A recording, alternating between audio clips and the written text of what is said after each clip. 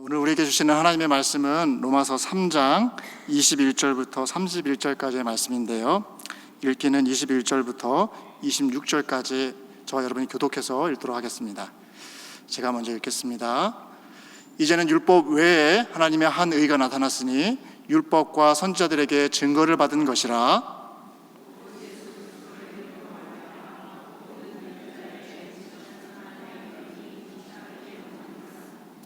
모든 사람이 죄를 범하였음에 하나님의 영광에 이르지 못하더니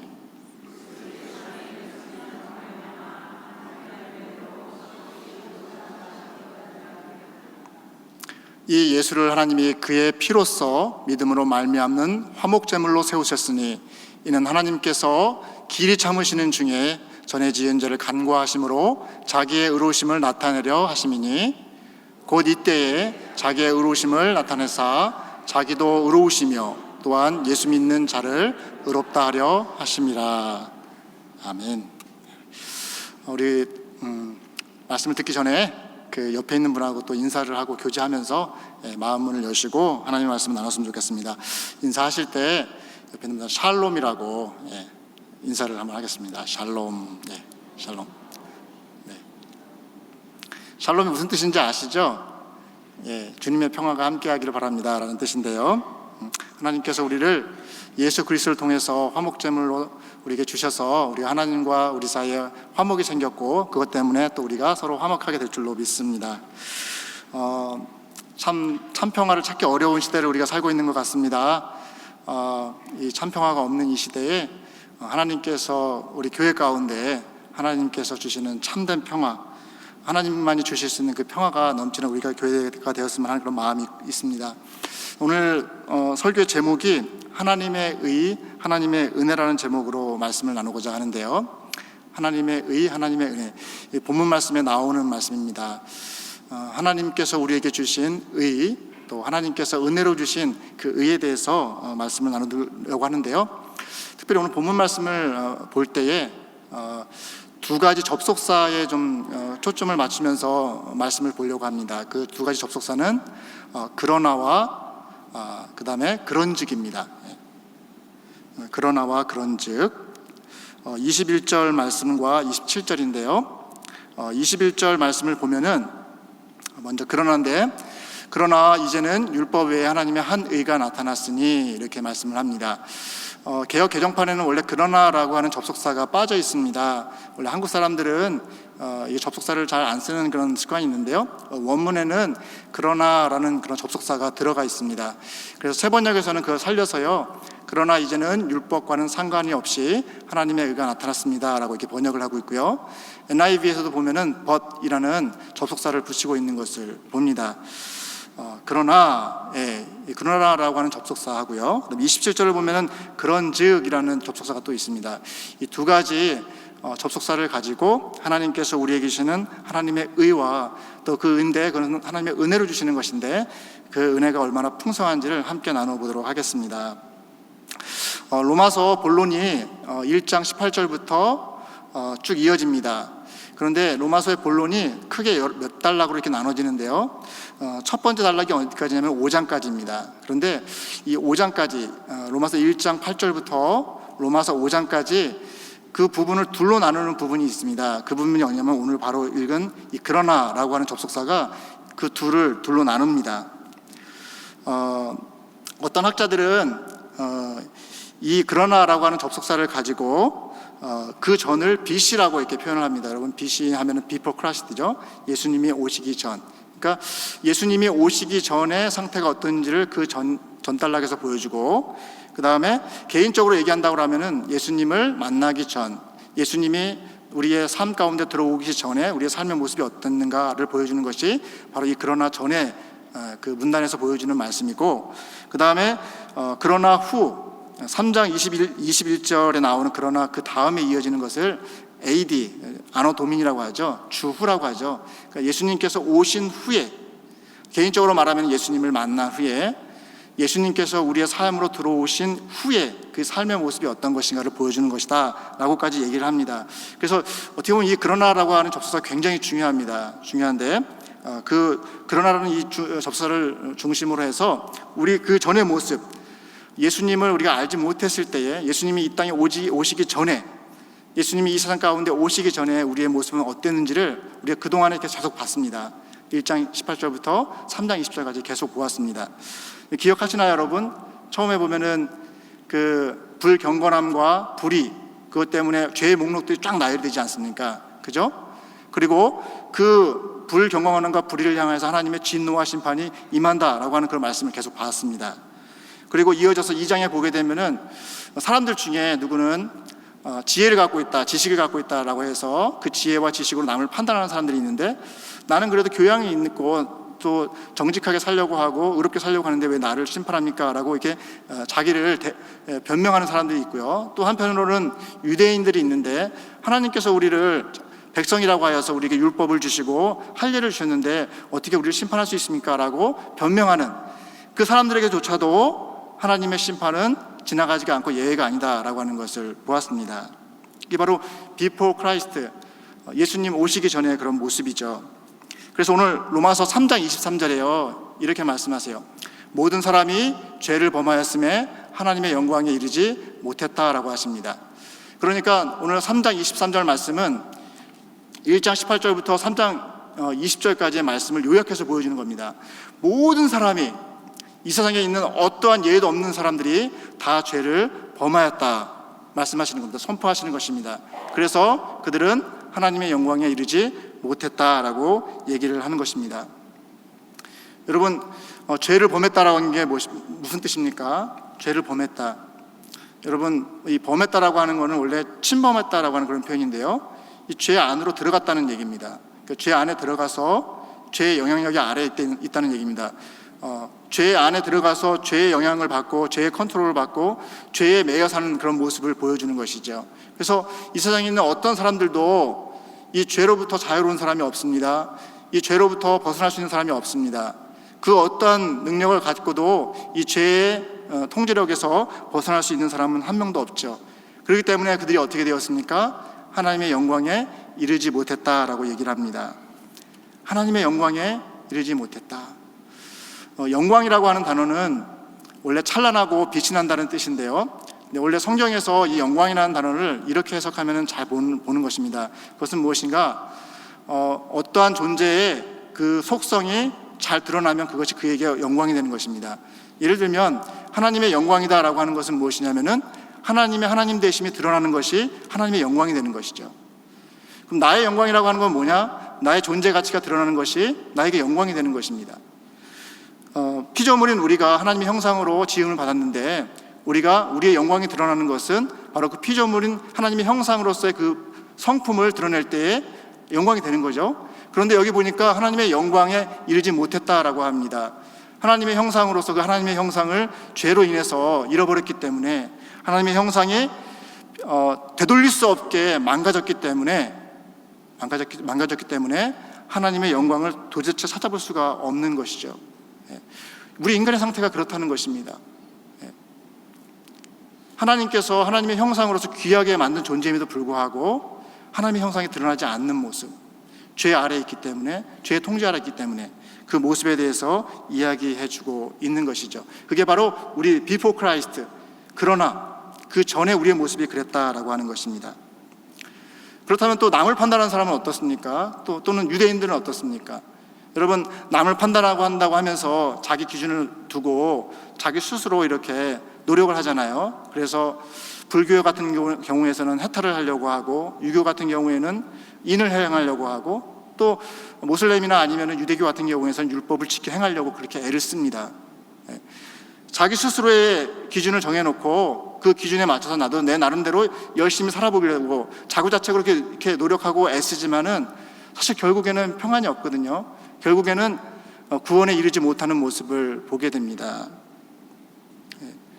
유대인들은 어떻습니까? 율법을 지키기 위해서 603개나 되는 법조문을 이렇게 만들어 놓고 그것을 지키려고 부단히 애를 쓰지만은, 바둥바둥 거리지만은 그 안에 기쁨이 없어요. 도리어 그 안에 그 율법으로 인해서 다른 사람들을 정죄하고 판단하고, 자기가 더 율법을 많이 알고 행한다고 해서 그걸로 남을 정죄하는 그런 모순에 빠진 것이 바로 유대인들의 모습이거든요. 모든 사람이 바로 이 죄 아래, 죄의 통제 아래 있기 때문에 하나님의 영광이 드러나지 않는 것입니다. 하나님의 사랑과 은혜가 그곳 가운데 들어올 수가 없었다라고 하는 것입니다. 그러나 이제는 새 길이 열렸다라고 하는 것입니다. 이 접속사 이 그러나가 말씀해 주는 바가 바로 그거예요. 그러나 이제는 율법 외에 하나님의 의가 나타났다라고 얘기하십니다. 그러나 이제는 율법이 아니라 하나님께서 고안해내시고 하나님께서 계획하신 의롭게 되는 방법이 우리에게 나타났다라고 하는 것입니다. 여기 하나님의 의라고 하는 게 굉장히 중요해요. 하나님의 의. 사람이 만들어내는 의가 아닙니다. 사람의 머리로 창작해내는 의가 아닙니다. 사람의 능력 안에서 나온 의가 아닙니다. 사람이 생각할 수도 없고 상상할 수도 없고 또 그리고 그것을 받아들일 수 없는 바로 하나님께서 고안해내시고 하나님의 지혜로 만드신 의다라고 하는 것입니다. 그 의가 무엇인가? 바로 우리 주 예수 그리스도 하나님의 아들을 이 땅에 사람으로 보내셔서 그 하나님의 의의 그 기준을 맞추시는, 그것을 충족시키는 하나님의 길, 그것이 바로 하나님의 의입니다. 그래서 이 하나님의 의를 통해서 이제 구약시대가 종결이 되고 신약시대가 시작이 되었습니다. 그리고 행해야 구원받아야 할 율법의 시대가 지나고 이제 믿기만 하면 구원받는 그런 믿음의 시대가 우리 가운데 도래했습니다. 옛 언약의 효력은 이제 종결되고 새 언약으로 하나님의 은총을 입는 시대가 우리 가운데 왔다라고 하는 것을 이 그러나라고 하는 말씀을 통해서 우리에게 선포해주고 있는 것입니다.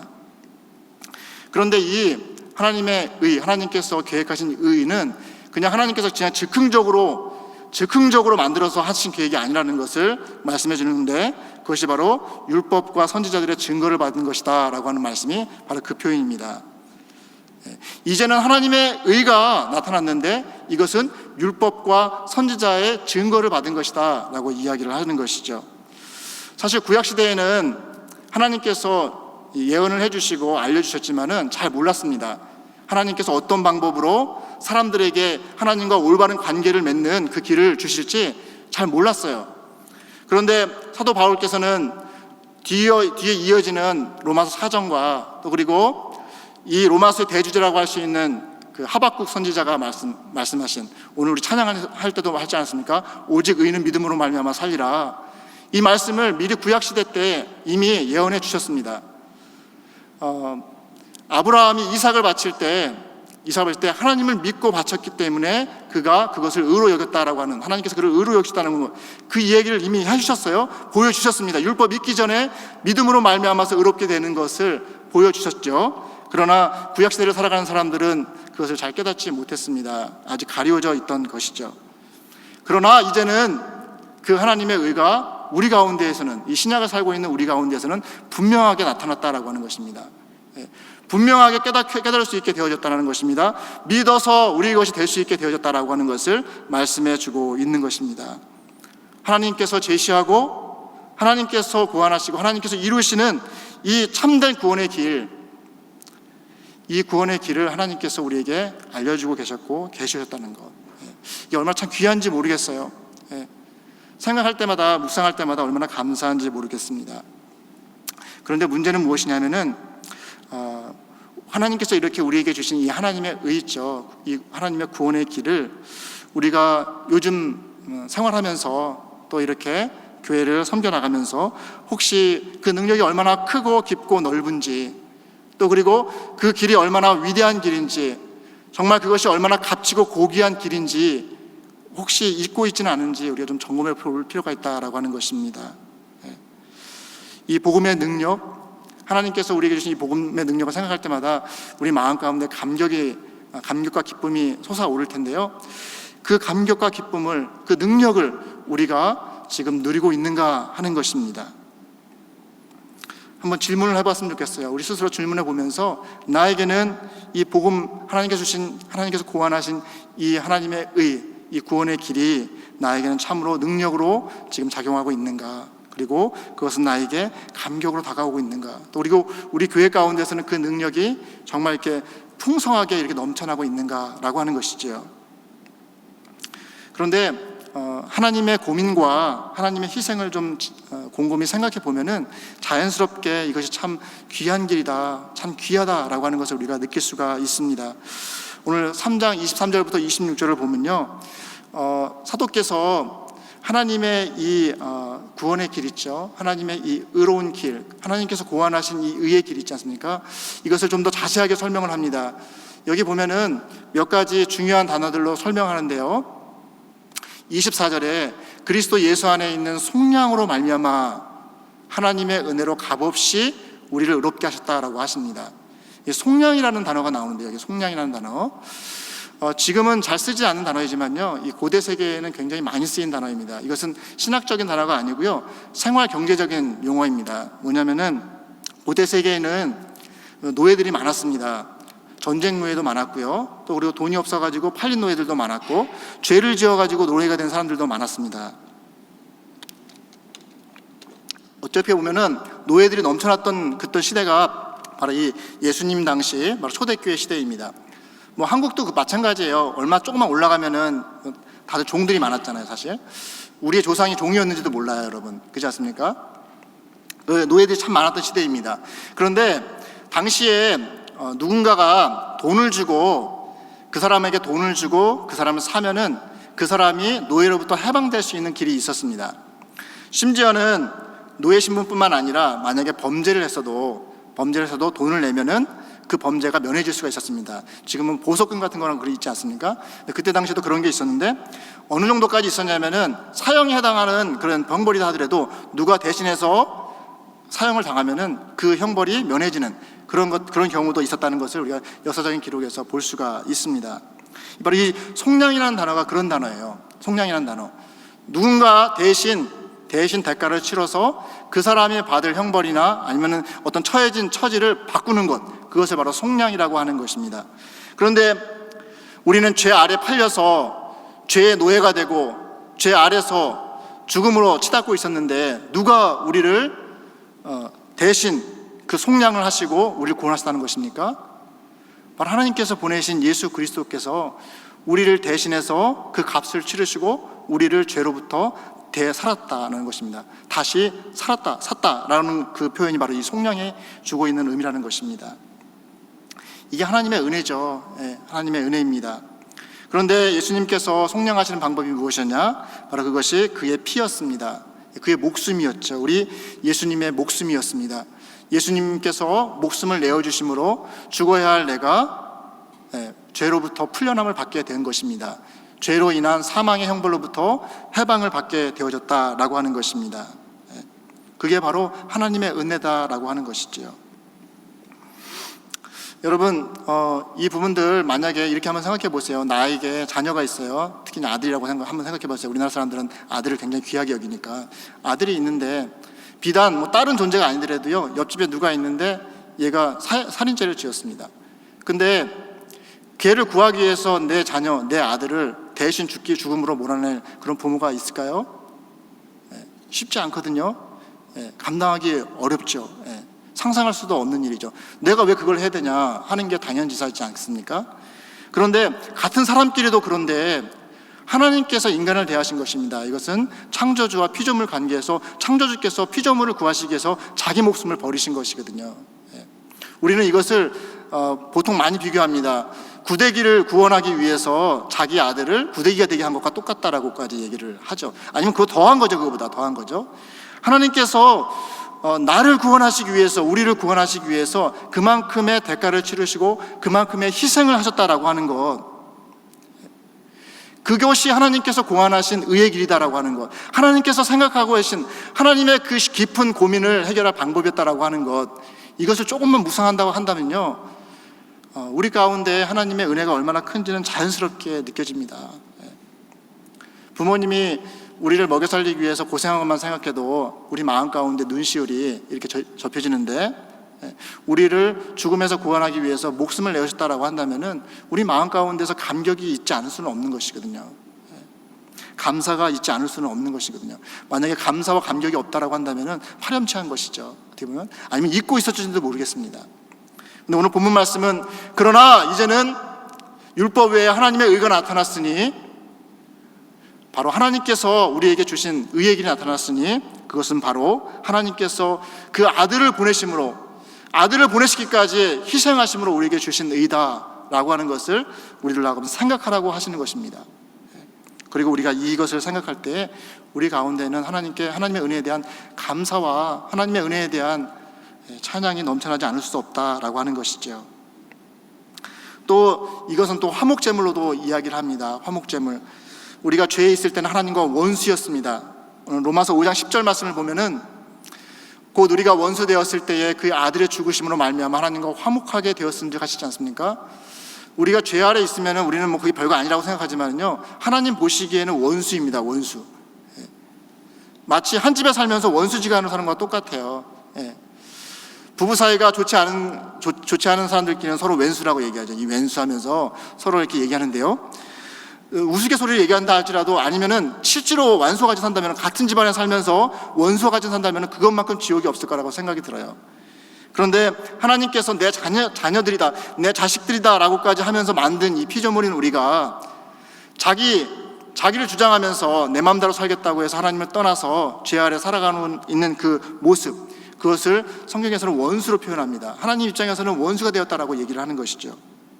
근데 원수를 살리기 위해서, 원수를 구원하기 위해서 자기의 그 귀한 아들을 보내주시고 그 자기의 귀한 아들을 죽기까지 내어주셨다라고 하는 것, 이거는 쉬운 게 아니거든요. 우리 인간적으로 불가능한 일입니다. 그렇지 않습니까, 여러분? 원수를 위해서 누가 자기 자식을 내어주겠어요? 그래서 그런지 여러분, 우리 잘 아는 우리 손양원 목사님, 사랑의 원자탄이라고 하잖아요. 자기 아들 둘을 죽인 그 청년을 자기 양자 삼아서 그를 회개시키고 목회자로 키워낸 그분을 정말 놀랍게 우리가 평가하고 그분을 사랑의 원자탄이라고까지 이렇게 표현하는 이유가 바로 거기에 있습니다. 이게 보통 일이 아니기 때문인 것이죠.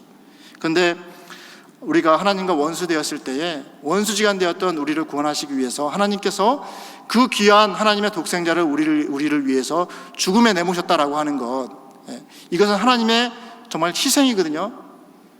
하나님께서 우리를 사랑하지 않으셨다면 그렇게 할 수가 없는 것이라는 것입니다. 그러나 이제는 하나님의 의가 나타났으니 이 그러나를 기점으로 해서 바로 그 은혜가 우리에게 주어졌다라고 하는 것입니다.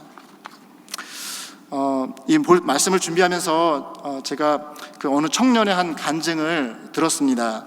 이 청년은 어릴 때 부모님이 이혼하는 그런 아픈 과정을 겪은 사람이었습니다. 그래서 그 상처가 너무 심해서 지금 삶을 살아가는 데서도 굉장히 어렵게 사는, 정신적으로도 굉장히 스트레스를 많이 받고 힘들어하는 그런 삶을 살아가는 사람이었습니다.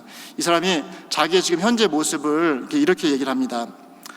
어린 나이에 겪지 않아서도 될 일들, 두 부모님이 서로 욕하고 때리고 싸우는 모습, 거침없이 저를 버리겠다고 하셨던 말들, 너는 더 이상 내 자식이 아니야 라고 했던 말들이 자꾸 자기를 짓누른다는 것입니다.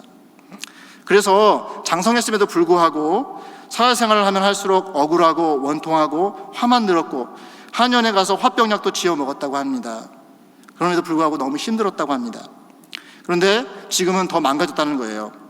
더 이상 아무런 의미도 없고 기운도 없고 하고 싶은 것도 없으며 나는 불행할 거고 나를 사랑받지 못할 것이고 다른 사람과 비교하게 되고 쓸모없고 세상의 모든 부정적인 단어는 다 나에게 쓰여진 것이다 라고 그렇게 생각을 하게 되었다는 것입니다.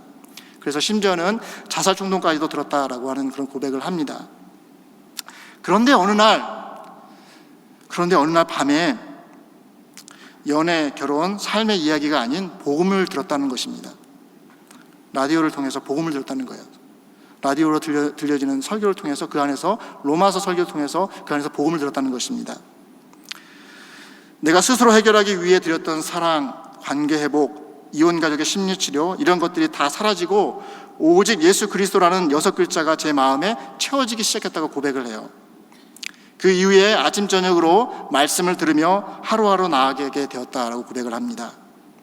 정말 하나님이 나를 사랑하시고 나를 아시고 그리고 나를 위해 벌레만도 못한 나를 위해 아들을 보내셨고 나를 위해 희생하시고 피 흘리신 그리스도의 보혈의 감격으로 하루하루 기운을 내면서 살게 되었다라고 하는 이 고백, 이게 실제 있었던 일이에요. 이 고백을 하는 것을 들었어요. 그런데 어느 날 밤에 이런 일이 생긴 거거든요. 이 청년은 바로 그 어느 날 밤에 바로 그런 데의 사건이 일어났던 그 시점입니다. 예수를 알지 못했던 그 전에 그 어렸을 때 부모의 이혼으로 겪었던 그 상처의 삶, 정말 지옥과 같은 삶이지 않았겠습니까? 그런데 그 어느 날 밤에 복음을 듣고 우리를 위해서 피 흘리신 예수 그리스도의 그 피 묻은 복음을 듣고 그의 마음이 치유되기 시작했습니다. 그의 영혼이 고침을 받기 시작했습니다. 그의 영혼이 구원을 받게 되었습니다. 그 감격이 얼마나 넘치고 감사했는지 생각하면 생각해서 눈물이 난다는 거예요. 입에서 찬송이 나오는데 하나님께서 주신 평화를 고백할 때마다 가슴이 뭉클해지고 너무 감사하다는 그런 고백을 하고 있는 것입니다. 사도 바울도요, 이 복음의 권능, 이 복음의 능력, 이 하나님께서 주신 이 복음이 얼마나 귀한 것인지를 제대로 알았기 때문에 로마서 1장 15절부터 16절에 이 복음을 정말 로마 교인들에게 알리고 싶었던 것 같아요. 그 로마 교회가 이미 복음을 들었던 사람들입니다. 몰랐던 사람들이 아니거든요. 근데 몰랐던 사람이 아님에도 불구하고 다시금 이 복음을 기억하게 하고 싶었던 데에는 이유가 있었던 것이죠. 15절 16절에 그러므로 나는 할 수 있는 대로 로마에 있는 너희에게도 복음 전하기를 원하노라. 간절히 원한다는 것입니다. 내가 복음을 부끄러워하지 아니하노니 이 복음은 믿는 자에게 구원을 주시는 하나님의 능력이 되기 때문이다 라고 얘기를 합니다. 내가 정말 이 복음을 전해주고 싶은데 그 이유는 믿는 자에게 구원을 주시는 하나님의 능력이기 때문에 이 능력을 너희들도 진짜 받아서 누리기를 원한다. 아니, 잊고 있었다면은 이 능력을 회복하기를 원한다 라고 하는 그 마음을 가지고 이 로마서를 쓰고 있다는 거예요. 저는 동일하게 이 로마서를 읽으면서 이 사도 바울께서 품었던 그 마음 있죠. 그 마음이 우리에게 다시 회복되어야 된다고 생각을 했습니다. 그런 소원이 들었어요. 우리 안에 하나님께서 이 계획해 놓으신 이 복음의 길, 의롭게 되어지는 길, 이 구원의 길 있지 않습니까? 이 구원의 길, 이 정말 놀라운 능력을 가진 것인데 한 인생을 죽음에서 소망의 삶으로 바꿔놓는 이 능력의 이 복음인데 이 복음의 감격과 기쁨을 또 그 가치를 우리가 혹시나 잊고 있지는 않는지, 우리 교회가 그 가치를 평가절하해서 혹시 다른 것보다 좀 등한시하고 있지는 않는지 점검해 볼 필요가 있다라고 하는 것입니다. 여러분, 바라기는 우리 안에 복음의 능력을 다시금 회복했으면 좋겠습니다. 우리 안에 이 복음의 기쁨을 다시금 회복했으면 좋겠습니다. 우리 교회가 이 복음의 능력으로 인해서, 이 복음의 기쁨으로 인해서, 이 복음의 감격으로 인해서 우리 교회가 더 밝고 더 기쁘고 더 하나님께 감사를 드릴 수 있는 그런 교회 되실 수 있기를 주님의 이름으로 축원합니다. 이제 그러나의 사건을 우리가 경험했다라고 한다면은, 그러나의 사건, 그 사건이 우리 가운데 있었다라고 한다면은 이제 우리는 자연스럽게 그런즉으로 넘어갑니다. 그런즉, 오늘 로마서 3장 27절의 말씀에 보면은 그런즉 자랑할 때가 어디 있느냐라고 이렇게 하시죠. 이 앞에 절에 이렇게 복음의 그 풍성한 은혜에 대해서 얘기하고 나서요, 그 다음에 그런즉 합니다. 그런즉 하면서 세 가지 질문을 하세요. 세 가지 질문을 하시면서 우리가 하나님의 그 정말 값진 은혜를 경험한 사람들, 그 값진 은혜를 얻은 사람들, 그 값진 은혜를 이렇게 누리게 된 우리들은 자연스럽게 어떤 삶을 살게 될 것인지 그런즉 이렇게 설명을 하고 있습니다. 첫 번째 질문은 뭐냐면요, 그런즉 자랑할 때가 어디 있느냐라는 것입니다. 여러분, 자랑할 때가 있나요? 네, 없다는 것이죠. 하나님께서 우리에게 베풀어 주신 그 은혜가 얼마나 큰지를 우리가 깨닫고 그 은혜를 받은 우리가 하나님 앞에서나 또 사람 앞에서 자랑할 게 없어요. 단지 자랑할 거라고 한다면은 우리를 구원하신 예수 그리스도밖에 없다는 것입니다. 그럼에도 불구하고 유대인들은 자기 의를 자랑하고 자기 행함을 자랑하고 그랬죠. 근데 우리들 가운데도 그런 비슷한 모습이 있지는 않나요, 여러분? 예수 믿고 하나님께서 그런 나의 경험을 우리가 하셨음에도 불구하고 우리들 가운데 여전히 나를 자랑하고 내 행함을 자랑하고 내가 가진 것을 자랑하는 그런 모습이 있지 않습니까? 그런 나의 경험을 온전하게 받은 성도들은 그런 적에 자랑할 때가 하나도 없습니다. 오직 자랑할 것은 우리 하나님밖에 없다라고 고백을 합니다. 그렇기 때문에 성품이 겸손하고 온유해질 수밖에 없는 것이죠. 겸손한 인격을 가질 수밖에 없는 것이죠. 그냥 엎드릴 수밖에 없는 것입니다. 하나님, 저는 하나님밖에 없습니다라고 엎드릴 수밖에 없는 거예요. 또 두 번째, 29절 30절 말씀에 하나님은 다만 유대인의 하나님이시냐 라고 질문합니다. 여러분, 하나님은 다만 유대인의 하나님이십니까? 이 질문을 바꾸면 무슨 말이냐면요, 하나님은 나만의 하나님이냐? 라고 물어보는 거예요. 또는 하나님은 네 하나님만 되냐? 라고 물어보는 겁니다. 여러분 어떻습니까? 하나님은 나만의 하나님이십니까? 아니라는 거예요. 여러분들의 하나님이시고 우리 하나님이시다라고 하는 거예요. 여기 보면은 유대인의 하나님이시기도 하고 또는 헬라인의 이방인의 하나님이시도 되신다는 것입니다. 여러분, 우리가 미국에 살면서 스킨 색깔이 다르다고, 언어가 좀 다르다고 해가지고 우리가 굉장히 뭐라 할까요? 이게 선을 긋는 게 많습니다. 그러면서 우리 하나님은 모두 하나님에도 불구하고, 심지어는 예수 믿는 사람들조차도 이쪽 교회 저쪽 교회 나누기도 하고, 또는 미국 교회 한국 교회 또는 아니면 다른 교회 이렇게 나누기도 하고, 이게 얼마나 일순인지 모르겠어요. 하나님은 다만 우리만의 하나님이신가? 나만의 하나님이신가? 아니라는 거예요. 하나님은 모두의 하나님이십니다. 믿음을 고백하는 모든 자의 하나님이시다라고 하는 것입니다. 그렇기 때문에 그러나의 그 경험을 한 사람들, 그러나의 그 은혜를 체험한 사람들은 나 중심적으로 살지 않고 바로 바깥에 있는 다른 사람을 보게 되어진다라고 하는 것입니다. 다른 사람들을 더 챙기게 되어진다라고 하는 것입니다. 그도 하나님의 백성이다, 그도 하나님의 자녀다라고 하는 것을 인정한다는 것입니다. 그렇기 때문에 화합을 하게 된다는 것이죠. 그렇기 때문에 화평하게 된다는 것이죠. 그 얘기를 하고 계시는 거예요. 또 그리고 로마서 3장 31절에 그런즉 우리가 믿음으로 말미암아 율법을 파기하느냐? 여러분, 율법을 파기합니까? 믿음을 강조하면 율법을 파기하는 것입니까? 그렇지 않다는 것입니다. 도리어 율법을 굳게 세운다라고 말씀을 합니다. 오랜 교회사의 역사 가운데서 누구는 믿음을 더 강조하고 누구는 율법, 즉 행함을 강조하고 엄청나게 싸웠습니다. 그러면서 여러분 아시죠? 우리 장로교는 믿음을 많이 강조하는 거, 감리교는 행함을 많이 강조하는 거 아시죠? 모이면은 굉장히 껄끄러워요. 이게 안 돼요. 이렇게 모이면 논쟁하고 그러죠. 그런데 이 믿음과 행함 또는 믿음과 율법이 서로 상반된 게 아니라는 거예요. 도리어 믿음이 율법을 온전하게 한다는 것, 굳세게 한다라고 하는 것을 말씀하고 있습니다. 이 말씀은 무슨 말씀입니까? 우리가 믿음으로 구원함을 받으면은 자연스럽게 율법이 요구하는 바를 이루어 드릴 수밖에 없다라고 하는 것입니다. 그 이유는 하나님께서 우리를 사랑하시는 것을 알았으니까, 하나님이 얼마나 우리를 사랑하시는지 알았으니까 사랑하면은 말씀을 듣거든요. 여러분 그렇지 않습니까? 사랑하면 말씀을 들어요. 말씀을 순종하거든요. 어찌 보면 우리가 하나님 말씀을 순종하지 않는 것은 우리 가운데 사랑이 없는지도 모르겠어요. 사랑하면 말씀을 듣거든요. 그렇습니다. 그래서 율법을 더욱더 잘 지키게 되죠. 율법을 더 철저히 지키려고 합니다. 더 진지하게 하나님의 거룩성을 찾아가려고 애를 쓰게 되는 것이죠. 그래서 요한복음 14장 15절에 너희가 나를 사랑하면 나의 계명을 지키리라 얘기하십니다. 요한일서 5장 3절에도 하나님을 사랑하는 것이 이것이니 우리가 그 계명을 지키는 이것이다 라고 말씀을 하고 있습니다. 하나님에 대한 사랑의 표현이 바로 하나님의 말씀에 대한 순종함, 그 계명을 지킵니다 라고 하는 것. 그렇기 때문에 율법을 폐기하는 것이 아니라 율법을 온전케 한다, 굳세게 한다 라고 말씀을 하고 있는 것이죠. 그렇기 때문에 그러나의 그 경험을 가지고 있는 사람들, 그러나 속으로 들어간 사람들, 그러나 이후에 바로 하나님께로 들어간 우리들은 더욱더 율법에 요구하는 하나님 사랑과 이웃 사랑을 더 힘쓰게 되어져 있다라고 하는 것을 말씀해주고 있다라고 하는 것입니다. 이제 말씀을 맺겠습니다.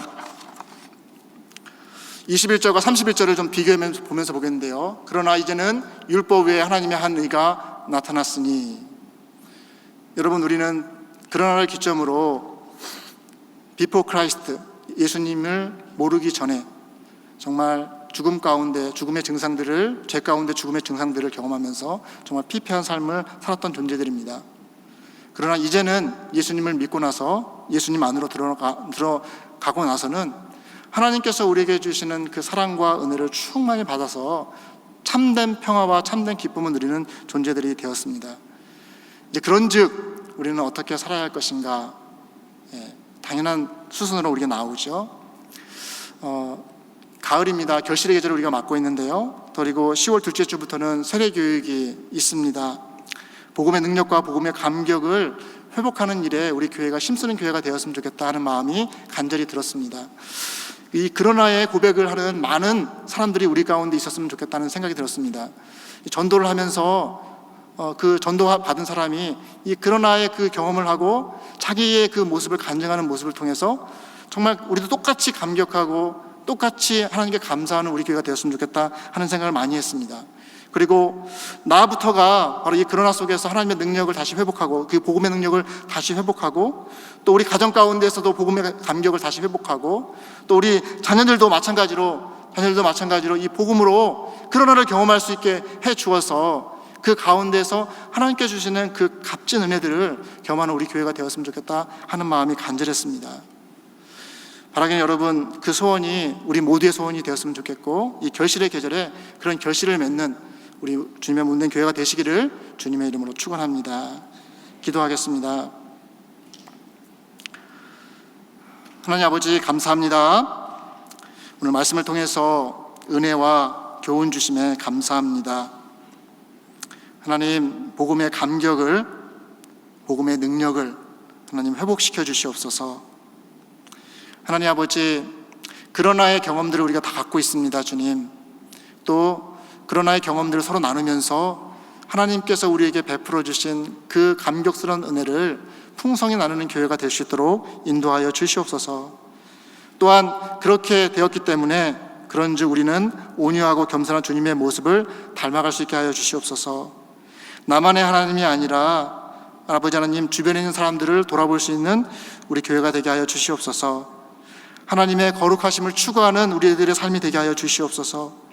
하나님과 더 친밀하게 날마다 하나님의 은혜로 인해 감격하고 하나님을 사랑하기에 하나님의 말씀을 지키는 삶을 살 수 있는 우리 모두가 되게 하여 주시옵소서.